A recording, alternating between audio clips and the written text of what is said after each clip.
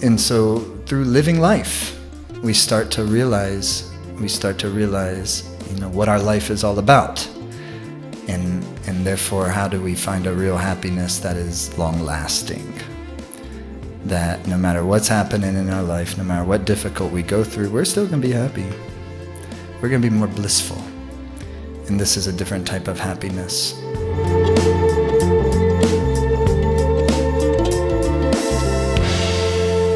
My experience, magnetism is a type of force that increases when somehow or another in our life we can get all of our horses facing in a relatively same direction. It's what they call Dharma, I think, in terms of a person's Dharma in one's life, is when, I think perhaps in the West we think often a little overly career-oriented when we think about purpose. But certainly it's only going to be career-oriented for those with career-oriented nervous systems. Some people have that and some people don't. But Dharma is the deepest definition, and probably most important definition of Dharma is reality. So when I often use the language of concentrating life force. And so that's why I do think that, for instance, Kundalini Yoga Kriyas, or any kind of practice that is helping your chi to center itself in the organism, does very much help one feel and experience their sense of purpose. And thus, when you feel your sense of purpose, you have less time, or less energy, I should say, that also will eventually also mean less time, but less energy on things that are out of alignment with what your sense of purpose is. And this is a subtle process of a lifetime, isn't it? It's not just something you figured out or didn't figure out, but it's something that's always, I think, blossoming and becoming refined, is my experience of it. And so this is why the idea of concentrating prana in the nervous system is extremely helpful, because at the foundational level of it, it helps to give the mind a sense of vitality. What is mind's vitality? When it can face whatever the test of the time, the test of the day, the test of your life is on that particular day, moment, life. And I don't mean test as we're being tested, but we are, in the sense that we're experiencing whatever we're experiencing. Some days difficult emotions, some days really pleasurable emotions. Both of them are, or neither of them are preferable to the other from a yogic point of view. From a human point of view, pleasurable ones. But from the yogic point of view, neither are preferable, because pleasurable ones are where we get attached, which causes us just as much suffering as the difficult ones. So that's what we mean by neither are preferable.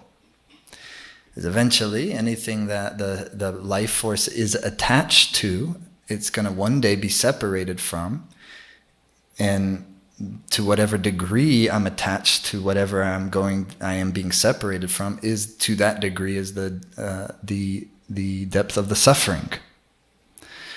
You know what I mean? And therefore also, even while I'm attached, even if I'm not aware I'm attached, there's suffering innately in that. Do you see what I mean? This is what we call Maya, or illusion. It's not a negative thing, but it's a thing. And so the thing to figure out about that thing is what is real and what is not real. In other words, what is going to stand the test of time and what is not. So what is the deeper energy, the deeper wavelength of my life, and how do I get in alignment with it? So much of how Dharma unfolds in our life is through relationships. Who are we resonating with? Who are we not resonating with? Who do we have chemistry with? Who do we not have chemistry with?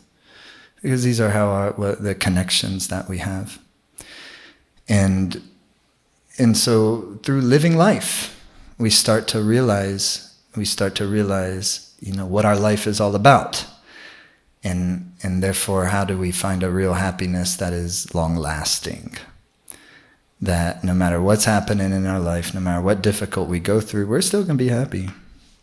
We're going to be more blissful. And this is a different type of happiness, because that type of happiness can swell when you're suffering, actually, interestingly enough. So that's why we say more bliss. But also bliss is a strange connotation, not strange, but often has a connotation as like, I'm so blissed out. But bliss in this term, again in the yogic language, we're talking about a very subtle state that doesn't have any particular look or color or fragrance or anything like that. It's not pleasure in the sense of ordinary pleasure, but rather what they call turiya state of the mind, that neutralized psyche that is able to that has expansive field of awareness that contains the positives and the negatives. And it's not pushing against anything or grasping onto anything. That's a blissful state. You see what I mean? And so that is very magnetic. You notice how you're magnetic when you're not needy? That's supreme non-neediness. and when we're more needy, we're less magnetic. Do you feel that? Just in life, in how relationships flow, it's like neediness bringing you a whole bunch of stuff in life. Is neediness fulfilling many desires? Not so much. But sometimes we gotta be a little needy. Figure out about it, then you can refine it, and then you can give that up. But give it up as an offering, as a love.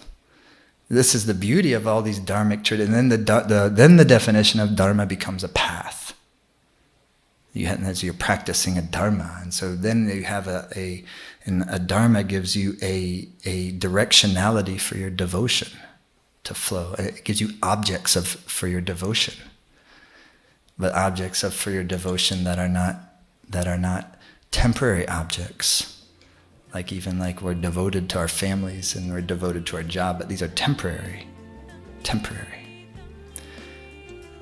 And not the beings who are our family are not temporary, but our particular relationship to them, is temporary. So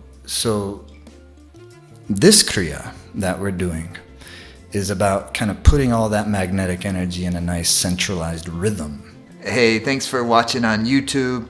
Best easy way to stay in touch with us. Hit the subscribe button here. You'll see our videos when they come up. If you enjoyed this one, hit the like button. It'll help more people see it, help the channel grow. I appreciate you watching.